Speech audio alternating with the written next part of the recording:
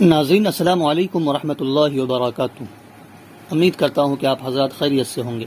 دوستو، یہ اقرا چینل اردو زبان کے فروغ کے لیے بنایا گیا ہے۔ آپ حضرات سے گزارش ہے کہ جس طرح ہمارے ملک کا ماحول ہے، حالات ہے، اردو کو مٹانے کی کوشش کی جا رہی ہے، تو آپ کی اور ہماری یہ دینی فریضہ اور ذمہ داری بنتی ہے کہ ہم اردو زبان کے فروغ کے لیے، اس کے استحکام اور اس کی حفاظت کے لیے کوشش کریں۔ تو ہم نے چھوٹی سی کوشش شروع کی ہے، آپ حضرات اسے مضبوط کریں، اسے پھیلائیں اور اپنے گھروں میں اپنے بچوں کو اردو کی تعلیم دیں تاکہ یہ ہماری پیاری زبان اردو محفوظ رہ سکے اور تا دیر اور دور تک باقی رہے۔ اس لیے ضرور اس زبان کو فروغ دیں اور ہمارے اس چینل کو مضبوط کریں۔ تو چلیے آگے چلتے ہیں سبق کی طرف۔ آج میں لے کر آیا ہوں 10th کی کتاب درخشاں کا پارٹ 2۔ تو چلیے سبق شروع کرتے ہیں۔ بسم اللہ الرحمن الرحیم۔ شبنم کمالی۔ شبنم کمالی، جناب شبنم کمالی کا تعلق ریاست بہار سے ہے۔ تعلق ریاست بہار سے یعنی بہار کے رہنے والے ہیں۔ ان کا اصلی نام مصطفیٰ رضا ہے۔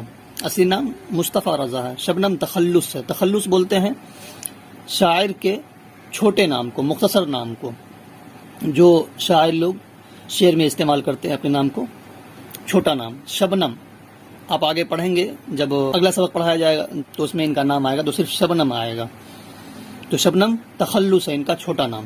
ان کی پیدائش 22 جولائی 1938 عیسوی کو پوکھریرا، یعنی یہ گاؤں کا نام ہے، پوکھریرا گاؤں، ضلع سیتامڑھی میں ہوئی۔ ضلع سیتامڑھی میں ہوئی۔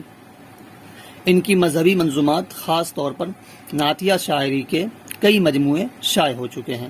یعنی ان کی جو مذہبی منظومات ہیں، خاص طور پر نعتیہ شاعری، یعنی جس نعت، وہ کلام جس میں اللہ کے رسول صلی اللہ علیہ وسلم کی تعریف کی گئی ہے، اس کے کئی مجموعے ان کا منظر عام پہ آ چکا ہے، شائع ہو چکے ہیں، یعنی چھپ چکی ہے اور منظر عام پر وہ کتابیں آ چکی ہیں۔ ان میں انوار عقیدت، ریاض عقیدت، ضیاء عقیدت، فردوس عقیدت اور صحبائے عقیدت مشہور ہیں۔ غزلوں اور نظموں کے بھی کئی مجموعے شائع ہو چکے ہیں۔ انہوں نے غزل بھی کہی ہے اور نظم بھی کہی ہے۔ نصاب میں شامل یہ حمد بعنوان حمد خدائے عز و جل جناب شبنم کمالی کی ہی تخلیق ہے، جو آگے آپ پڑھیں گے۔ شبنم کمالی نے اپنی زندگی کا بیشتر حصہ، یعنی زیادہ تر حصہ واعظ یعنی نصیحت میں، واعظ و تبلیغ اسلامی اور مذہبی اقدار کی تلقین میں صرف کی ہے۔ نصیحت میں اور اسلام کی تبلیغ میں اور مذہبی باتوں میں، مذہبی باتوں کو سکھانے میں، تلقین سکھانا۔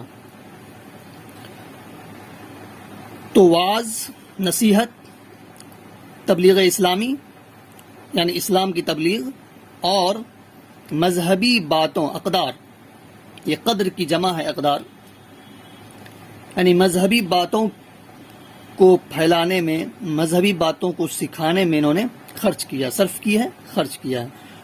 وہ اللہ اور اس کے پیارے نبی محمد رسول اللہ صلی اللہ علیہ وسلم کے عاشق صادق تھے۔ عاشق صادق مطلب سچے عاشق تھے، یعنی دل و جان سے اللہ کے رسول سرکار دو عالم صلی اللہ علیہ وسلم سے محبت کرنے والے تھے۔ چنانچہ اپنی تقریروں اور شعری تخلیقات میں انہوں نے اپنے بھرپور والہانہ جذبات کا اظہار کیا ہے۔ یعنی انہوں نے جو اللہ کے رسول سرکار دو عالم صلی اللہ علیہ وسلم کے شان میں نعتیہ اشعار پڑھے ہیں، تو اس میں انہوں نے اپنی محبت کا اور اپنے جذبات کا کھل کر اظہار کیا ہے۔ تو یہ تھا آج کا سبق۔ امید کرتا ہوں کہ آپ اس سبق کو بھی سمجھ گئے ہوں گے۔ آپ اپنی پڑھائی جاری رکھیں۔ السلام علیکم ورحمۃ اللہ۔